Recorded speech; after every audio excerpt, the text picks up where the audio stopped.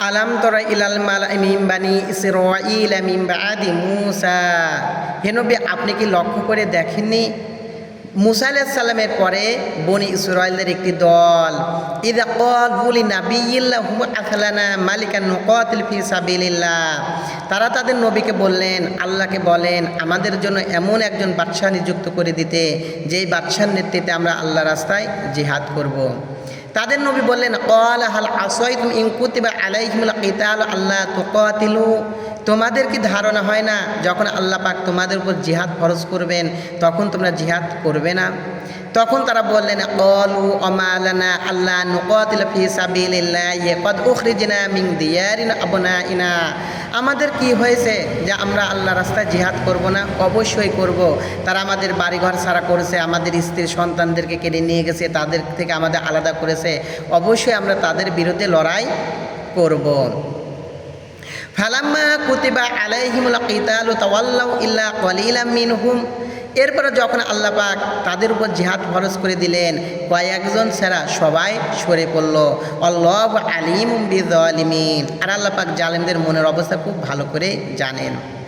অকাল লাহুম নাবিয়ুহুম ইন্নাল্লাহা কদ বাআসা লাকুম তালুতা মালিকা, আর তাদের নবী তাদের বললেন যে তোমরা যে একজন বাদশা চাইছো না, তালুতকে তোমাদের বাদশা নিযুক্ত করে দিয়েছেন। তখন তারা বললেন, ক্বালু আন্না ইয়াকুনু লাহুল মুলকু আলাইনা ওয়া নাহনু হাক্কু বিল মুলকি ওয়া লাম ইউতা সাআতাম মিনাল মাল। তখন তারা বললেন, আল্লাহ এত মানুষ থাকতে তালুতকে কেন রাজত্ব দিল? রাজত্ব বাদশা হওয়ার ক্ষমতা তো আমাদের অর্থ সম্পদ বেশি, আমাদের লোকজন বেশি, আমাদের সব কিছু আমাদের বেশি, অর্থাৎ এটা তো আমরা পাবো, কিন্তু তালুতের টাকা পয়সাও নাই, তার লোকজনও নাই। তখন তাদের নবী বললেন, ক্বাল ইন্নাল্লাহা আসতাফা আলাইকুম আসাদাহু বাসতাতান ফিল ইলমি ওয়াল জিসম আল্লাহু ইউতি মুলকাহু মান ইয়াশা আল্লাহু ওয়াসিউন আলিম। দেখো, তালুতের টাকা পয়সা লোকজন কিছু নাই, কিন্তু তালুতের দৈহিক শক্তি আছে এবং এলেম আছে।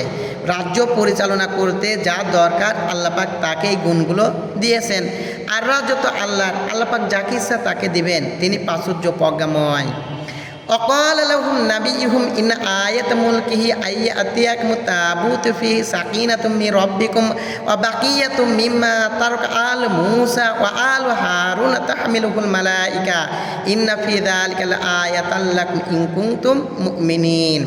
আর তাদের নবী তাদের বললেন, তালুতের নিদর্শন এই যে তোমাদের যে সিন্দুকটা হারিয়ে গেছে না, ওই সিন্দুকটা আবার তালুতের কাছে ফিরে আসবে, যা বয়ে নিয়ে আসবে ফেরেশতাগণ, যা আসবে তোমার রবের পক্ষ থেকে।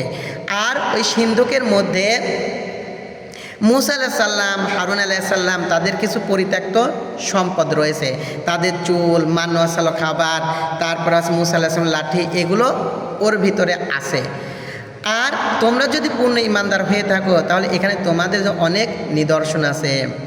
ফালাম্মা ফাসলা তালুত বিল জুনুদ ক্বালা ইন্নাল্লাহা মুবতালিকুম বিনাহার, এরপর যখন তারা রওনা হলেন যুদ্ধের দিকে, তখন তাদের বলছেন, আল্লাহ পাক তোমাদেরকে একটা নদীর মাধ্যমে পরীক্ষা করবেন। ফামাং শারিবা মিনহু ফালাইসা মিন্নি, যে ব্যক্তি ওই নদীর পানি পান করবে সে কিন্তু আমার সাথে যেতে পারবে না। আমাল্লাম এত আমু ফাইন্নাহু মিন্নি ইল্লা মানিক তারফা গুরফাতাম বিয়াদি, আর যে ব্যক্তি পানি পান করবে না সে আমার দলে থাকবে।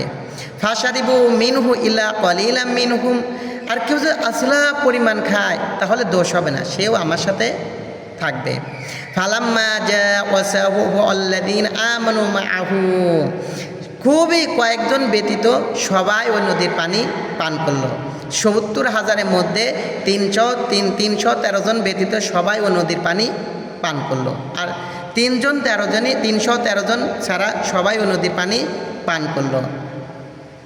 ক্বালু লা তাকাতা লানাল ইয়াওমা বিজালুতিল জুনুদি, আর অল্প কিছু মানুষ নিয়ে তালুত নদীটা পার হলেন।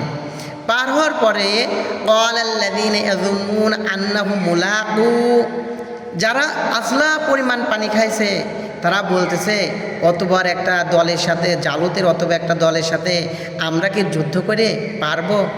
আর যারা পানি পান করেনি। তারা বলতেছে কাম্মিং ফিয়াতিং কলিলাতিং গলাবাত ফিয়াতাং কাসীরাতাম বিইযনিল্লাহ আল্লাহু মা'আস সাবিরিন। এমন ঘটনার বহু নজির আছে, ছোট ছোট দল বড় বড় দলের উপরে বিজয় হয়েছে, আর আল্লাহ পাক ধৈর্যশীলদের সাথে আছেন। সুবহানাল্লাহ। চিন্তা করেন 313 জন আর 40,000 যুদ্ধ হবে, তাহলে কি অবস্থা। তারপরে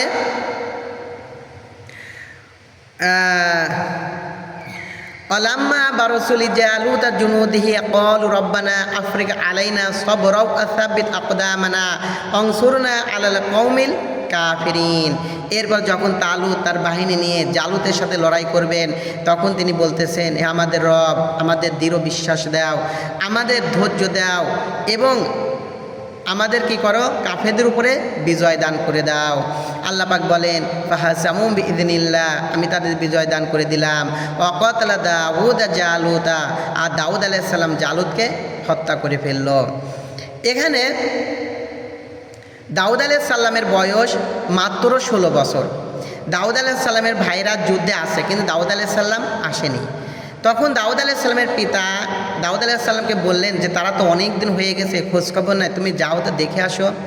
এবার দাউদ আলাইহিস সালাম তাদের খোঁজখবর নিতে যা দেখেন যুদ্ধ হচ্ছে, কিন্তু জালুতের সাথে কেউই লড়াই করছে না। তিনি ছিলেন অনেক লম্বা, অনেক শরীর স্বাস্থ্য ভালো, তার সাথে যুদ্ধ করে কেউ পারতো না।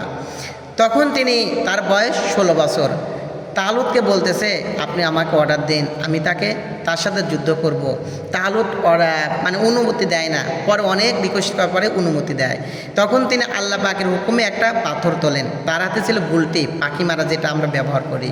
তিনি একেবারে জালুতের কপাল বরাবর মারল, জালুত পাথর খেয়ে পড়ে গেল। এরপর তরবারিতে তাকে দুখণ্ড করে দিল। এই জন্য আল্লাহ পাক বলেন দাউদ আলাইহিস সালাম জালুতকে হত্যা করলো, মুসলমানদেরকে আমি বিজয় দান করলাম। সুবহানাল্লাহ।